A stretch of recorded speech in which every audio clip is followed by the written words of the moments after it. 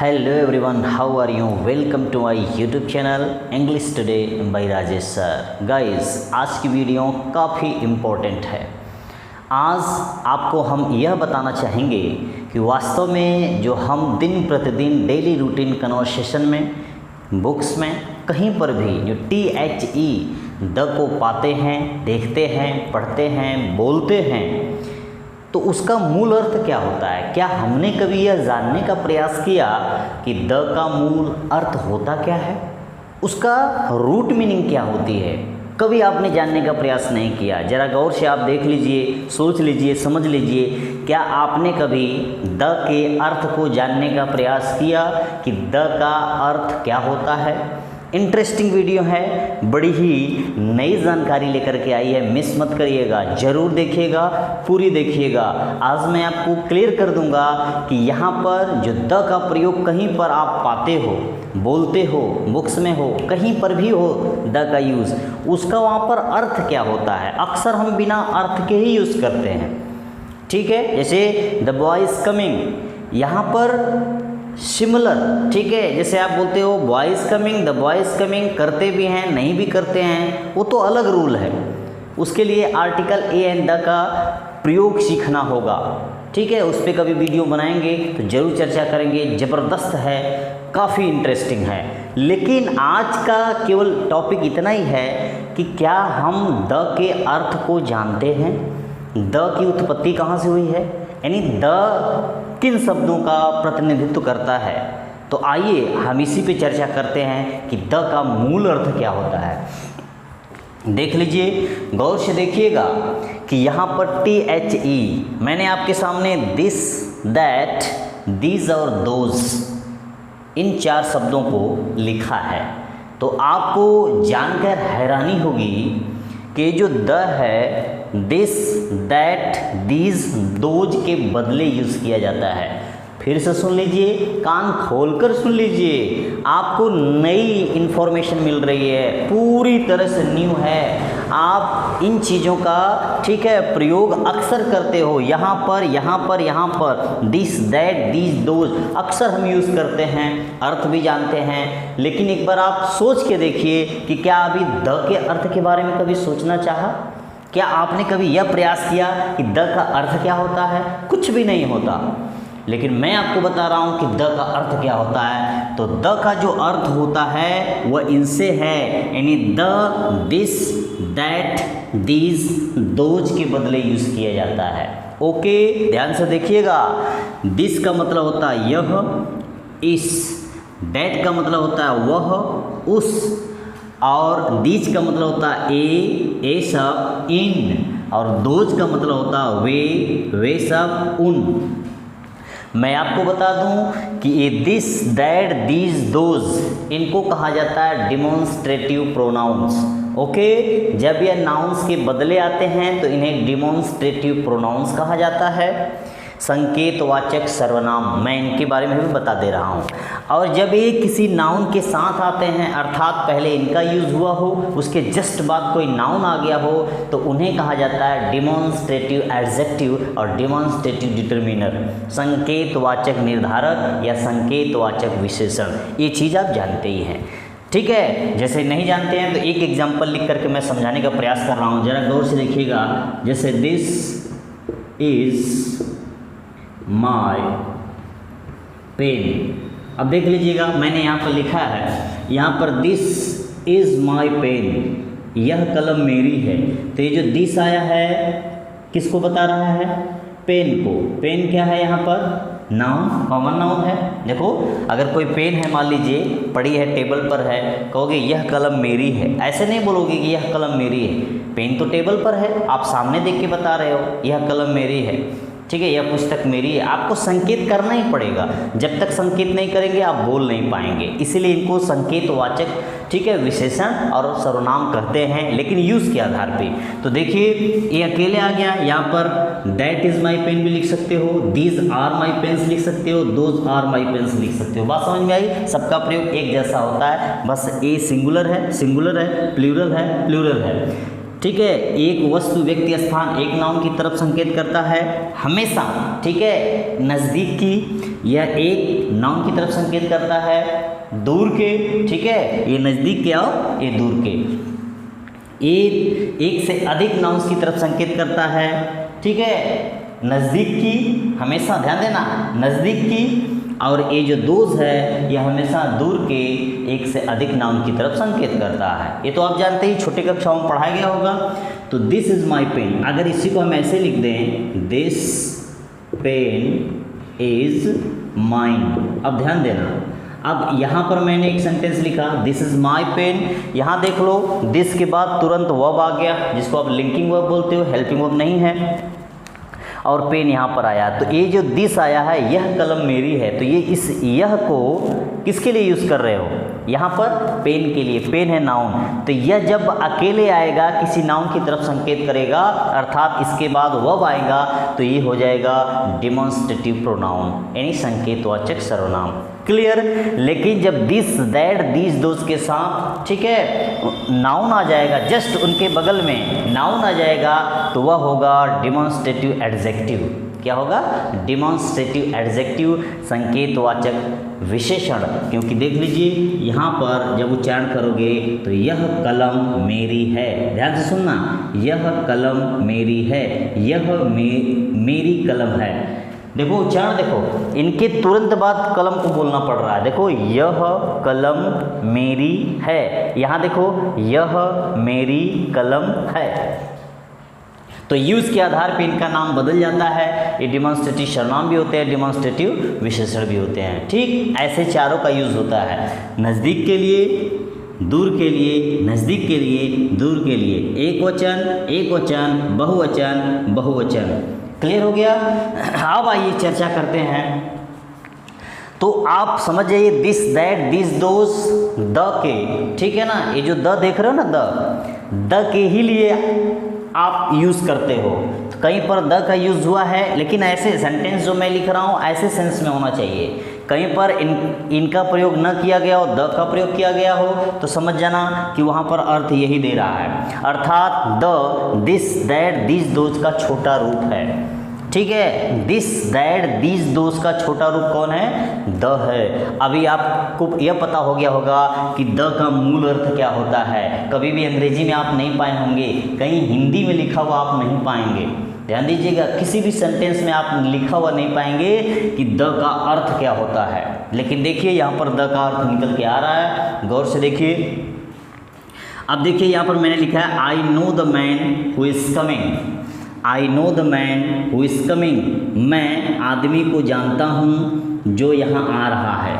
Here लगा है, I know the man who is coming here, मैं उस आदमी को जानता हूँ जो यहाँ आ रहा है, मैं इस आदमी को जानता हूँ जो यहाँ आ रहा है। बात को समझिएगा ज़रा, यहाँ पर देखिए,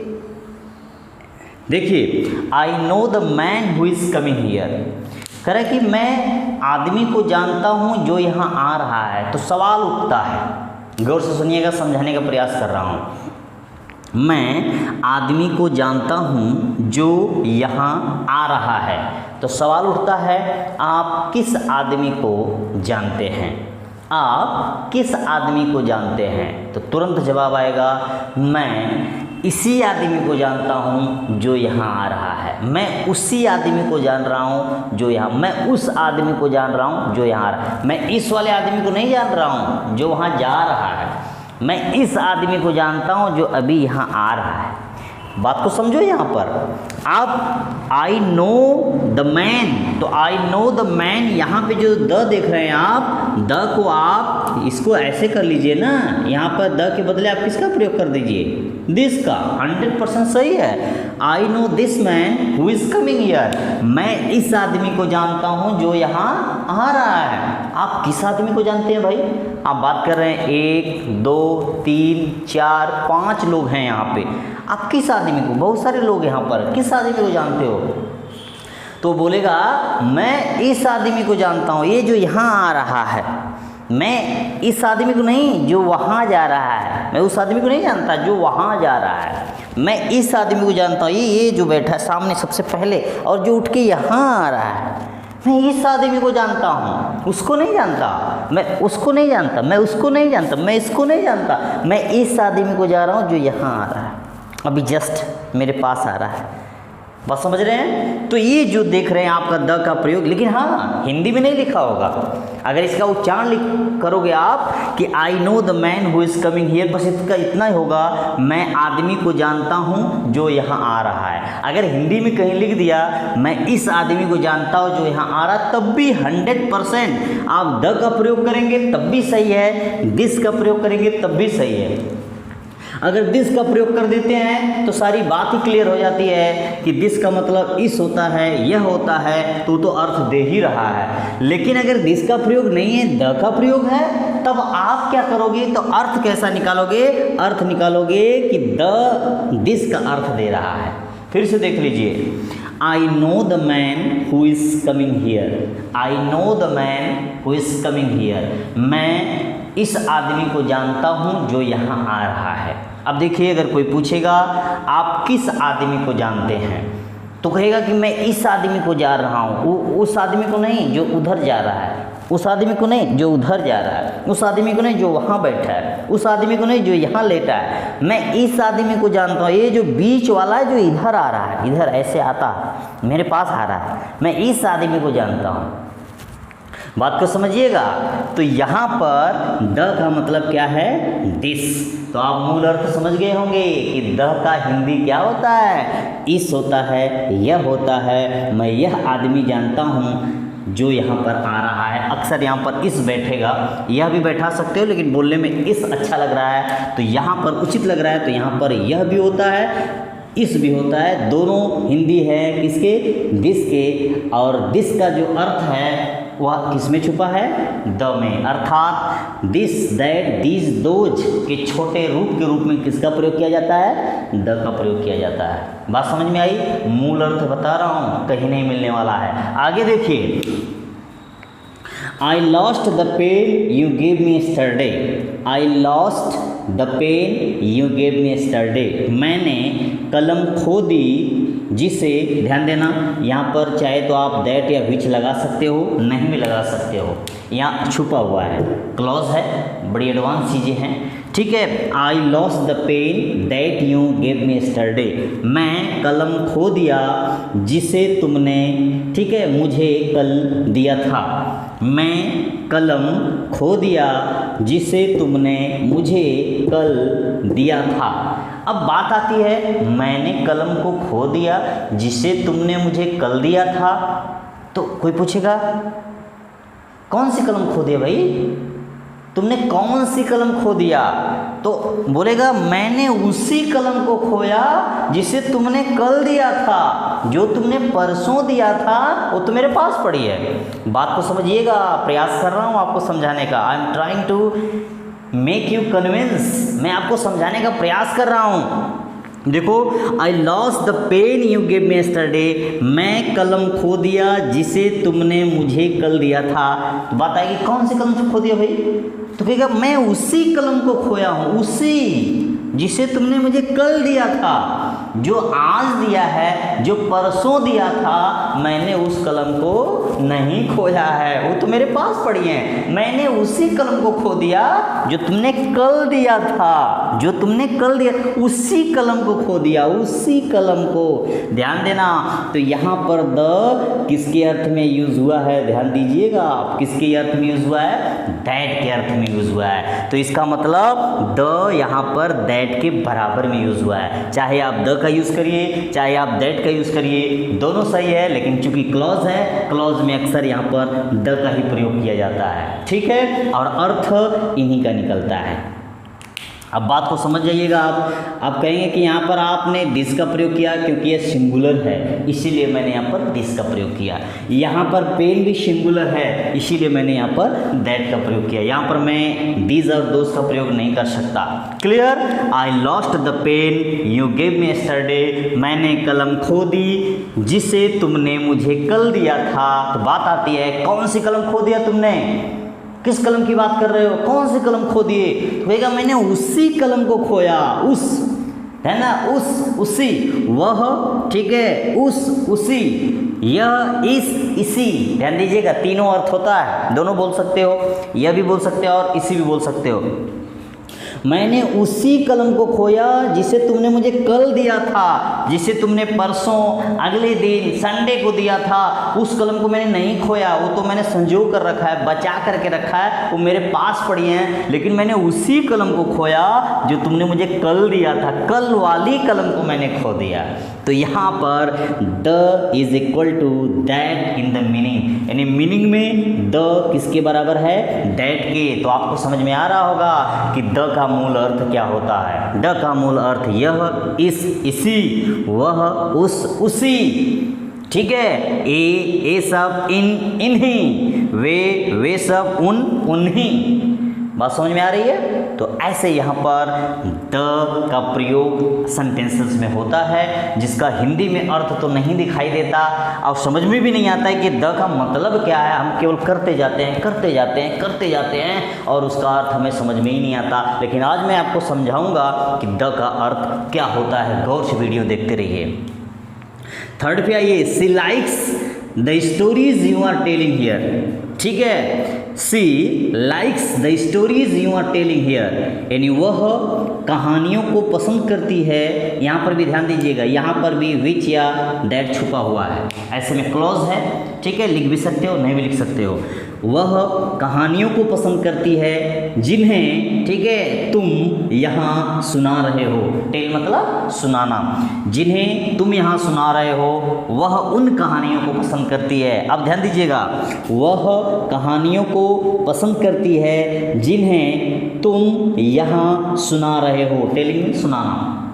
बात आती है किन कहानियों को पसंद करती है, वह किन कहानियों को पसंद करती है, तो बोलेगा उन्हीं कहानियों को, यानी इन्हीं कहानियों। चूंकि अभी वर्तमान में चल रहा है, चूंकि काम वर्तमान में चल रहा है, अभी सुना भी रहा है। ठीक है, और उसी में क्वेश्चन पूछ दिया किन कहानियों को ये पसंद करती है। तुम कह रहे हो कि कहानियों को पसंद करती है जिन्हें तुम यहाँ पर सुना रहे हो, तो किन कहानियों को पसंद करती है, तो वो बोलेगा कि इन्हीं जो भी अभी सुना रहे हो, इन्हीं कहानियों को पसंद करती है। दूसरी कहानी की बात नहीं हो रही है, इन्हीं कहानियों की, जो भी 1, 2, 3, 4, 5 कहानियाँ तुम बैठ के सुना रहे हो लगातार टाइम पे वर्तमान समय में, उन्हीं कहानियों को पसंद करती है, इन्हीं कहानियों को पसंद करती है। तो यहाँ पर जो द देख रहे हैं आप, द का प्रयोग किस सेंस में हुआ है, दीज के सेंस में हुआ है, इन्हीं के सेंस में हुआ है। See likes these stories you are telling here, वह इन्हीं कहानियों को, ठीक है, इन्हीं, ध्यान दीजिएगा, यहाँ पर दीज आ गया, चूंकि बहुवचन है, स्टोरीज है, इसलिए यहाँ पर दीज लगाया गया। See likes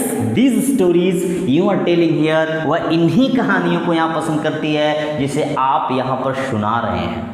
clear. तो यहाँ पर देख लीजिए, ये दीज का प्रयोग द के अर्थ में हुआ है, द का प्रयोग दीज के अर्थ में हुआ है, अर्थात जहाँ जहाँ द लग रहा है वहाँ पर दिस, दैट, दीज, दोज का अर्थ दे रहा है। ठीक है, यूज के आधार पे। बात समझ रहे हैं। चौथा देख लीजिए, Ram through the mangoes which were unripe. ठीक है, राम आमों को फेंक दिया जो कच्चे थे। अनराइप मीन्स कच्चे, राइप मीन्स पके हुए। राम आमों को फेंक दिया, पास्ट टेंस में है, जो कच्चे थे। राम किन आमों को फेंक दिया, क्वेश्चन उठता है। देखिए, राम किन आमों को फेंक दिया, राम उन आमों को फेंक दिया जो कच्चे थे, लेकिन जो पक्के हैं उनको नहीं फेंका है, वो तो रखा है, उसको धोकर खाएगा, आम को खाने का आनंद लेगा। आम खाने में बड़ा ही आनंद आता है, अकॉर्डिंग टू राम। वो कह रहा है Ram through the mangoes which were unripe, Ram आमों को फेंक दिया जो कच्चे थे। राम किन आमों को फेंक दिया भाई, बार बार कह रहे हो राम आमों को फेंक दिया, आमों को फेंक दिया। राम उन आमों को फेंका है जो कच्चे थे, जो पके हुए हैं उसको तो बचा कर रखा है, अभी खाएगा। तो यहाँ पर आप जो देख रहे हैं द का प्रयोग हुआ है, वह किस सेंस में हुआ है आप जान जाइए, वह दोज के सेंस में हुआ है। राम उन आमों को फेंक दिया जो कच्चे थे, लेकिन उन आमों को बचा के रखा है जो पके हुए हैं। ठीक है, राम उन आमों को फेंका है जो कच्चे, पास्ट टेंस में है, फेंक दिया जो कच्चे थे, लेकिन जो पक्के थे उन आमों को बचा करके रखा है, खाएगा। बात को समझिएगा, यहाँ पर देख लीजिए, अपने आप आंसर आ रहा है, हमें आपको बताने की जरूरत नहीं है, अपने आप यहाँ पर आ रहा है कि राम आमों को फेंक दिया जो कच्चे थे। क्वेश्चन उठता है, राम किन आमों को फेंक दिया? बार बार कह रहे हो फेंक दिया, फेंक दिया, फेंक दिया, किन आमों की बात कर रहे हो? राम उन आमों को फेंक दिया जो कच्चे थे, जो पके हुए हैं, जो टोटली एलोइस हो गए हैं, उनको नहीं फेंका है, खाना चाहता है। तो देख लीजिए यहाँ पर जहाँ जहाँ द और द 4 जगह यूज किया गया, चारों का अर्थ देख लीजिए यहाँ पर बदल गया। तो आप समझ जाइए द कोई मामूली चीज़ नहीं है, द स्पेशल है, द बिल्कुल स्पेसिफिक है, नॉर्मल तो आप समझिएगा ही नहीं। द का मूल अर्थ यही होता है। आप द के मूल अर्थ के बारे में जान रहे हैं। यह छोटी छोटी चीज़ें हैं, ध्यान दीजिएगा, ये जितनी भी चीज़ें मैं बता रहा हूँ ये छोटी चीज़ें हैं, हमें भी मालूम है, आपको भी मालूम है, सबको मालूम है, लेकिन इस पर कोई ध्यान नहीं देता। हमने कभी इसको जानने का प्रयास ही नहीं किया, तो हमको द के मूल अर्थ के बारे में कहाँ से जानकारी मिलेगी? अब समझ में आया आपको? तो द का जो मूल अर्थ होता है यहाँ पर यही होता है कि द का मतलब होता है दिस, द का मतलब होता है दैट, द का मतलब होता है दिस, द का मतलब होता है दोज। तो इस प्रकार से द का मतलब होता है। एक बार फिर से गौर करिएगा, पूरे सेंटेंसेस को देख लेते हैं। अब देखिएगा यहाँ पे, देखिए यहाँ पे लिखा है THE का मतलब होता है द, जिसको द, दी और दी पढ़ा जाता है। मैंने पिछली वीडियोस में जो बनाए हैं उन्हीं में से एक वीडियो बनाई है, ठीक है, किस प्रकार से द का उच्चारण करें। आप जाएं हमारे YouTube channel English today by Rajesh sir पर, फिलहाल आप देख ही रहे हैं, इसी सीरीज़ में आपको मिल जाएगा, उसको देखें और उसके उच्चारण के बारे में समझें। क्लियर हो गया? लेकिन हम तो उच्चारण समझ गए, हम इसके आर्टिकल को भी जानते हैं कि ये आर्टिकल है, द का प्रयोग जो है डेफिनेट आर्टिकल के रूप में होता है, ये भी जानते हैं कहाँ कहाँ होता, सब सही है, लेकिन हम यह कभी जानने का प्रयास नहीं करते कि द का मूल अर्थ क्या होता है। ओके, जब द का मूल अर्थ हमको नहीं पता होगा तो हम किस प्रकार से जानेंगे कि यहाँ पर द कैसे यूज़ किया गया है, क्या अर्थ दे रहा है। तो इन सेंटेंस में मैं आपको बता दूँ, दिस, दैट, दीज, दोस का छोटा रूप होता है द, जो कि इनके, इनके, इनके और इनके ही सेंस में यूज़ किया जाता है ऐसे सेंटेंसेस में। अक्सर और नॉर्मल तरीके से अगर होगा द बॉय इज़ प्लेइंग, वहाँ पर इस सेंस में नहीं होता है, ठीक है। वैसे भी अगर कहो द बॉय इज़ प्लेइंग, लड़का खेल रहा है, मतलब यह लड़का खेल रहा है। द बॉय वॉज प्लेइंग, वह लड़का खेल रहा था, ऐसे भी होता है नॉर्मली, वो आर्टिकल वाले श्रेणी में आपको मिल जाएगा। लेकिन जो स्पेशल सेंस यहाँ पर मैं बताने जा रहा हूँ, इसको फिर से देख लीजिएगा। तो दिस का मतलब होता है यह, इस और इसी, ठीक है। दैट का मतलब होता है वह, उस और उसी। दिस का मतलब होता है ए सब, ठीक है, इन्हें, इन और इन्हीं। दोस्त का मतलब होता है वे सब, उन और उन्हीं। क्लियर? चाहो तो आप इनको लिख सकते हो, इनका मतलब उन्हीं भी होता है, नॉर्मली आप ज़्यादा यूज़ नहीं होता, बहुवचन के रूप में अर्थ आता है तब यहाँ पर होता है इसी, ठीक है, इस तरह से यूज़ होता है। और यहाँ पर हो जाएगा इन्हीं। Okay, clear? तो दिस, दैट, ये होता है एक वचन, यह होता है एक वचन, ये होता है बहुवचन, ये होता है बहुवचन। ये चारों जो होते हैं डिमॉन्स्ट्रेटिव प्रोनाउन होते हैं। कैसे? जब इस तरह से यूज़ होगा तब। चारों होते हैं डिमॉन्स्ट्रेटिव एडजेक्टिव। कैसे? जब इस तरह से यूज़ होगा तब, मैंने बता दिया है। ओके, अब ऐसे सेंटेंसेस अगर कहीं आपको मिले तो द का अर्थ कैसे बदल जाता है, द का जिसे हम समझते ही नहीं, द को हम यूजलेस समझते हैं कि सेंटेंस में द आता क्यों है, लेकिन बहुत ज़रूरी है यह जानना कि द का मूल अर्थ क्या होता है। I know the man who is coming here, मैं आदमी को जानता हूँ जो यहाँ आ रहा है। सामने वाला बैठा हुआ था और बोल दिया किस आदमी को जानते हो, तो होगा मैं इसी आदमी को जानता हूँ, इसी आदमी को जानता हूँ जो यहाँ आ रहा है। ये वाला, ये बीच वाला, ये अगल बगल वाले नहीं, ये तो एक इधर जा रहा है एक इधर जा, मैं इसी वाले को, ये यही भी वो रेड शर्ट वाला जो आदमी आ रहा है, लाल शर्ट वाला आदमी जो आ रहा है, वो जो काली आंखों वाला आ रहा है, वो जो भूरे बालों वाला आ रहा है, वो जो लंबा सा व्यक्ति है, ये जो यहाँ आ रहा है, मैं उसकी बात कर रहा हूँ। मैं इसकी बात नहीं कर रहा हूँ, ये वाला यही वाला जो यहाँ आ रहा है। बात समझ में आ रहा है? तो यहाँ पर I know the man who is coming here, I know this man who is coming here, मैं इस आदमी को जानता हूँ जो यहाँ पर आ रहा है। तो यहाँ पर द का अर्थ जो होगा वह होगा इसी या इस, अर्थात दिस का प्रयोग आप यहाँ कर सकते हो, कोई दिक्कत नहीं है। I know this man who is coming here तब भी सही है, I know the man who is coming here तब भी सही है। अक्सर ये क्लॉजेज हैं, ध्यान दीजिएगा, ये क्लॉजेज वाले सेंटेंसेस हैं, तो यहाँ पर द का ही यूज़ किया जाता है। क्लियर हो गया? आई नो, ठीक है, द मैन वाला हो गया। I lost the pen you gave me yesterday, मैंने कलम खो दी जिसे, यहाँ पे छुपा है, मैंने बताया दैट छुपा हुआ है, तुमने मुझे कल दिया था, मैंने कलम खो दी जिसे तुमने मुझे कल दिया था। फिर क्वेश्चन सामने वाला करता है जो बैठा है बगल में, कहता है कि किस कलम की बात कर रहे हो, किस कलम को खो दिया तुमने, बार बार कह रहे हो कि मैंने कलम खो दी, कौन सी कलम खो दी? मैंने उसी कलम को खो दी जिसे तुमने कल दिया था, मैंने उसी, I lost that pen you gave me yesterday, I didn't lose the pen, that pen, the pen which you gave me the day after yesterday, जो कल के बाद वाले दिन, जो परसों दिए थे ऑन संडे, जो रविवार को दिए थे, उसको नहीं खोया है, वो तो मेरे पास जेब में पड़ी है, मैंने उसी कलम को खोया है जो तुमने मुझे कल दिया था। इस कलम पे जोर भी दिया जा रहा है, उसी कलम को, कल वाली कलम को, परसों वाली कलम को नहीं खोया है, परसों वाली कलम पड़ी हुई है। ठीक है, तो इस प्रकार से द का प्रयोग यहाँ पर दैट का अर्थ दे रहा है। फिर She likes the stories you are telling here. She likes the stories you are telling here.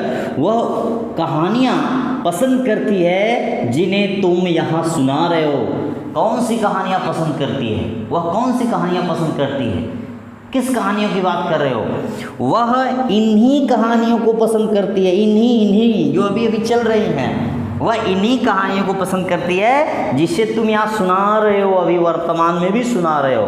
एक आध 2 मिनट रुक करके जो बातें कर रहे हो और कहानियाँ सुना रहे हो, इन्हीं कहानियों को पसंद करती है, दूसरी कहानियों की बात नहीं हो रही है। तो यहाँ पर she likes these stories which you are telling here, वह इन्हीं कहानियों को पसंद करती है जिसे या जिन्हें आप यहाँ पर सुना रहे हो। तो यहाँ पर द का प्रयोग दीज के अर्थ में हुआ है।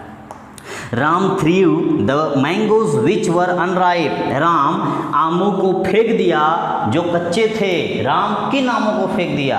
राम कैसे आमों को फेंक दिया? कैसे? कच्चे। राम उन्हीं आमों को फेंका है जो कच्चे थे। उन्हीं, दो मतलब उन्हीं या उन, राम उन आमों को फेंक दिया जो कच्चे थे, जो पक्के थे बचा कर रखा है, जो पक्के आम थे वे बचा कर रखे गए हैं। तो यहाँ पर जो द का प्रयोग आप देख रहे हैं वो किसकी सेंस में हुआ है? दोज के सेंस में हुआ है। तो मुझे उम्मीद है कि आपको ये सेंटेंसेस जो मैंने 4 लिखा जरूर समझ में आ रहे होंगे।